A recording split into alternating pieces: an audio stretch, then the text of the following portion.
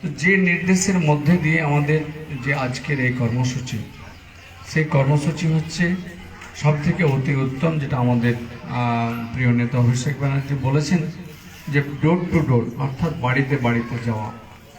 বাড়িতে বাড়িতে যাওয়া শুধু তার ভোটার লিস্টটাই কিন্তু যে আমরা জানলাম বা আমরা সংযোজন করলাম তা নয়। আমাদের আরও উদ্দেশ্য হচ্ছে যে আমাদের যে রাজ্য সরকারের যে বহুমুখী প্রকল্প বা মানুষ কি অবস্থায় রয়েছে, সে কতটা কষ্টে রয়েছে বা কতটা তার অভাবে রয়েছে বা তার কি প্রয়োজন রয়েছে, সেই বিষয়গুলো জানতে পারা যায়।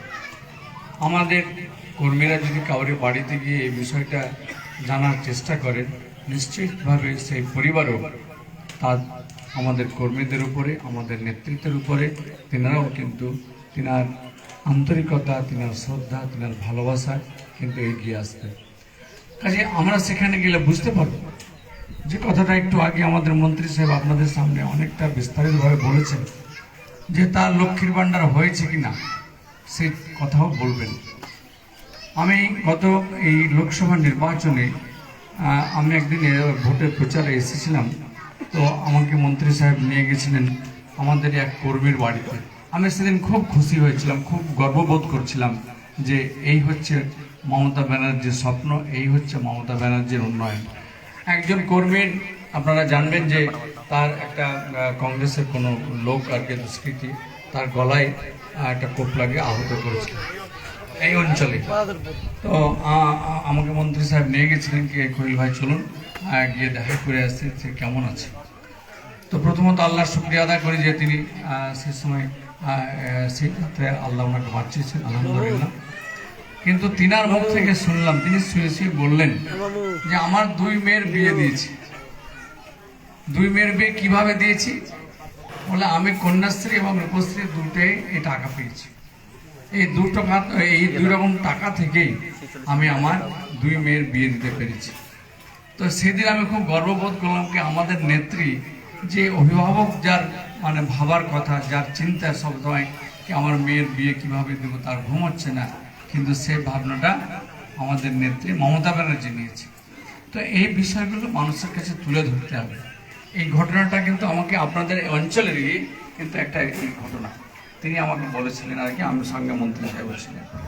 তো এই বিষয়গুলো এরকম এক নয় একাধিক রয়েছে, সেই বিষয়গুলো মানুষের কাছে তুলে ধরা দরকার।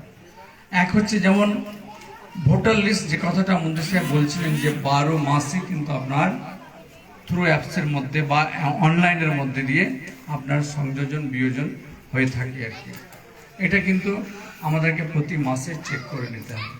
কিছুই নাই, আমাদের এই গ্রামীণ এলাকায় আমরা খুব সহজে ধরতে পারবো, কিন্তু যেটা অনলাইনে হবে সেটা আমরা কিন্তু ধরতে পারবো না।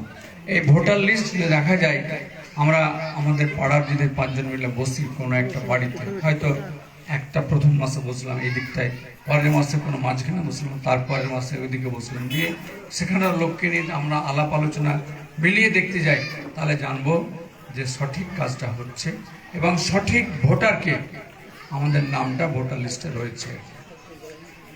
এইরকম কাজগুলো আপনারা শুনেছেন, আমাদের দিদিও বলছিলেন, অভিষেকবাবু বলছিলেন যে কিভাবে হরিয়ানা, মহারাষ্ট্র এবং দিল্লিতে সেইখানকার সরকাররা হারলো আর কি। এমনভাবে সুপরিকল্পিতভাবে ঠান্ডা মাথায় যে কাজটা বিজেপি করেছে আর কি, বুঝতে পারা যায়। নমিনেশন ফাইলের 10 দিন আগেও ভোটার হিসেবে তার নাম ঢোকানো যায়। এবং আমাদের মধ্যে কি হয় বা কি আমরা হয়ে থাকি, আমরা দেখে নিলাম ঠিক আছে, আচ্ছা ঠিক আছে, আর দরকার নেই, এটা চলছে আছে। কিন্তু এই জায়গা থেকে আমাকে সরে আসতে হবে, আমাকে সক্রিয় হতে হবে, আমাকে কাউকে এক জায়গায় ছাড়বো না, এই মানসিকতার উপরে থাকতে হবে। যে আমাদের নেত্রী সদা সর্বদা বাংলার সমস্ত মানুষের কথা ভাবেন, যিনার সর্বস্ব ত্যাগ করে দিয়েছেন বাংলার মানুষের জন্য, তো আমরা কি ওনার ত্যাগ আদর্শকে আমরা কিছু তো ফলো করব? আমরা তো সেই কাজটার কিছু তো আমরা দায়িত্ব নেব। তবে তো আমরা প্রকৃত তৃণমূল কংগ্রেস কর্মী হব। আজকে অঞ্চল সভাপতি রেখেছিলেন, দেখা গেল কিছু আমাদের বুথ সভাপতি হাজির হননি। এটা কিন্তু আমার মনে হচ্ছে যেখানে মন্ত্রী সাহেব উপস্থিত হবেন, যেখানে সাংসদ আসছেন, তো আসাটা দরকার, খুব জরুরি ছিল আর কি। আমি নিশ্চিতভাবে আগামী দিনে এইভাবে ঐক্যবদ্ধভাবে থাকবেন। আপনারা কে পার্লামেন্টের কথা বলি আর কি। পার্লামেন্টে এমনিতেই আপনারা জানেন যে বিজেপি বা তাদের যে যারা জোট সহযোগী জোট রয়েছে আর কি, এই মুহূর্তে তাদের একটাও কিন্তু মুসলিম নেই এবং করবেও না, এরা করবে না। এরা কিভাবে এনআরসি কে বা এনপিআর কে অ্যাপ্লাই করা যায় বাংলায়, তারা সে বাংলায় উঠে দাঁড়িয়ে স্পিকার মহোদয়কে তিনারা বলতে থাকেন।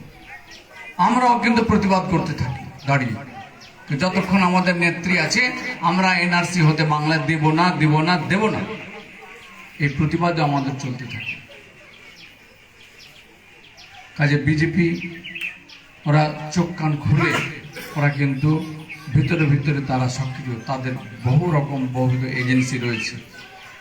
কিভাবে আমাদের তৃণমূল নেতৃত্বকে চাপে রাখা যায় এবং তার সেই চাপে রেখে তারা কাজগুলো করতে পারে, সে জায়গাতে তারা পারদর্শী।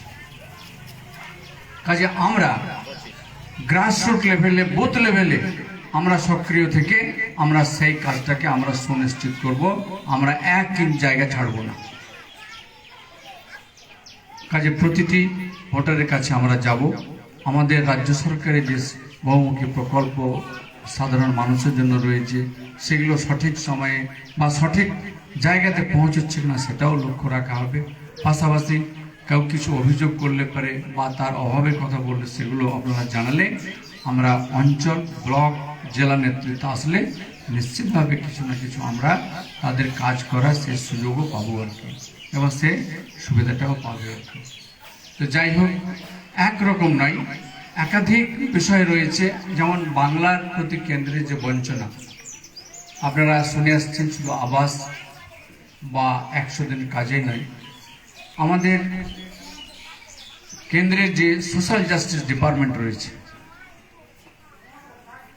আমি 2020 সালে আপনারা প্রথমবার আমাকে নির্বাচিত করলেন 2019-এ, তারপর 2020 সালে আপনারা জেনে থাকবেন যে দিব্যাঙ্গ অর্থাৎ হ্যান্ডিক্যাপের জন্য তাদের নিরীক্ষণ করার উদ্দেশ্যে কেন্দ্রীয় সোশ্যাল জাস্টিস ডিপার্টমেন্ট থেকে কিছু অফিসারকে, ডাক্তারকে পাঠিয়েছে এবং প্রতিটি ব্লকে তার নিরীক্ষণ হয়ে ফাইনাল হয়ে একটা সময়ে সেই ইনস্ট্রুমেন্টগুলো এসে প্রতিটি ব্লকের কিন্তু গোডাউনে রাখা আছে।